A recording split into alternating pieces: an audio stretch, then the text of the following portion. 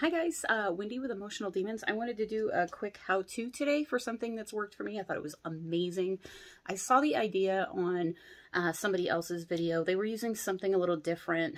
They were going through a different process, and so sometimes their process wasn't really working and they were throwing away brushes, and I found a way to save the brushes. So what I'm using today it's a hair paste. It's called Hands de Foucault Gravity Paste.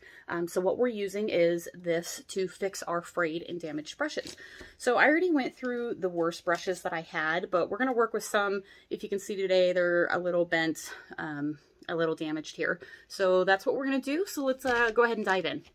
Let's get started. So the first thing you want to do is take your damaged brushes that are frayed, bent, anything like that, and you just want to remove as much of the excess paint as you can from it. Get them pretty clean. They don't have to be perfect for this, but get them as clean as possible. And then we're just going to saturate the bristles on there. So once we get those cleaned up a little bit, and again, these brushes aren't too bad. This one's probably needs a little work here. I did the worst of the brushes already. You can kind of see those off to the side here. They're already cured. But we're just for the tutorial, we're going to use these brushes here. So we're going to get those saturated, get those good and wet. And then we're going to take our gravity paste and we're going to take our frayed brushes and we're just going to start coating them in this gravity paste. You're going to get a good coat of this on there.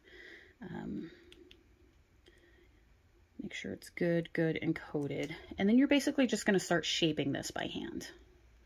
So the video that I watched that gave me this idea, and sorry that it's blurry, I'm trying to get the best angle I can. So the video that I watched that did this was pretty much where the person had stopped in their video. They had done it and basically said that if this doesn't work, then just clip it and you have a stippling brush. I didn't like that. Otherwise, you're just stuck with 1,000 stippling brushes after your brushes are damaged. There's no saving them. So I did something a little different. I just went off the concept of like styling hair. So I got all my glue on there, my paste there. And then I just hit it with a heat gun.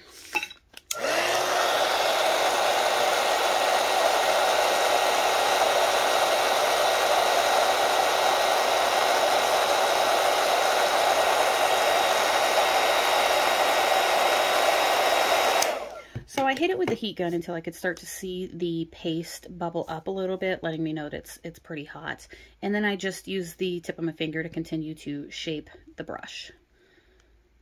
So once I've got it to where I want and everything's laying down good and flat, I can hit it one more time with the heat brush if I need to. This one looks pretty good. I'm just going to set it to the side and I'm going to let it air dry completely.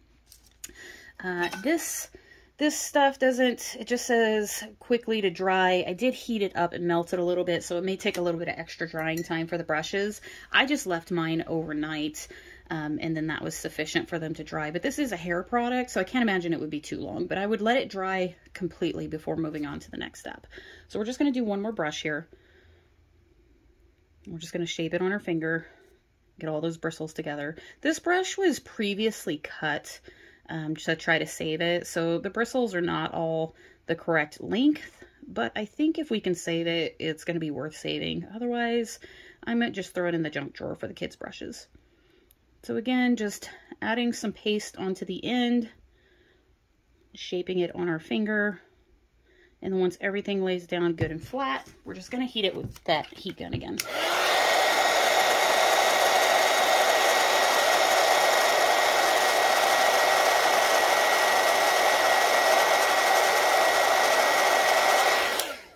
Again, once it starts bubbling, then I'm just going to shape it again.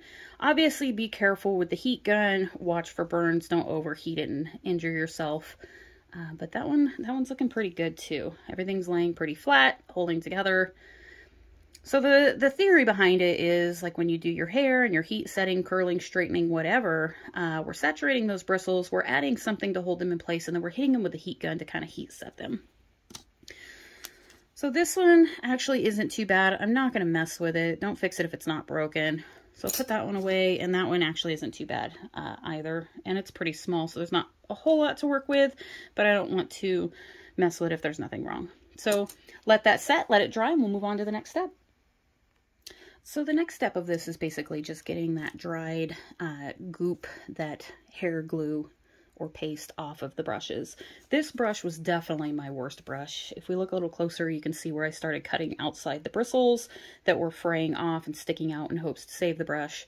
That did not work. This brush was destroyed. It was very fluffy, and so I just started using it to clean out the insides of cups and whatnot. So basically what we're going to do is just run this through some warm soapy water, and I have a little pot over here. I'm just going to rinse that off a little bit, squeeze out some of that glue, rinse it out.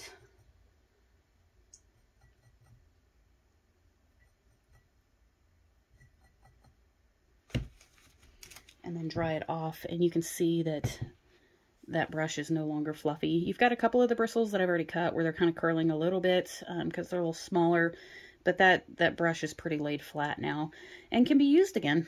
So we'll move on to another one that was pretty bad. This was one of the round brushes. This one was really bad. So we're just going to rinse this stuff off in the warm soapy water.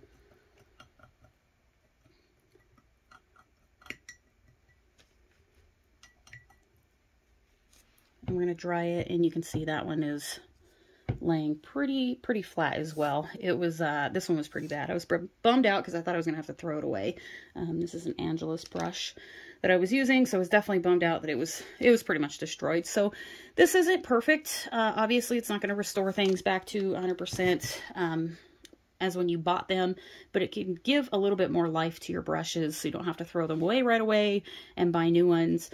Might not work on everything and every brush, but it's worked pretty well for the ones that I've gotten, that I've used. All of these were pretty damaged. I was ready to throw them all out. But this method seems to work. So I would definitely recommend, this is what I use. I'm sure you can use some other stuff. I think that heat setting process with the heat gun is a very important step to save the life of your brushes and hopefully extend them a little bit longer and save you some money in the long run. Thanks for watching.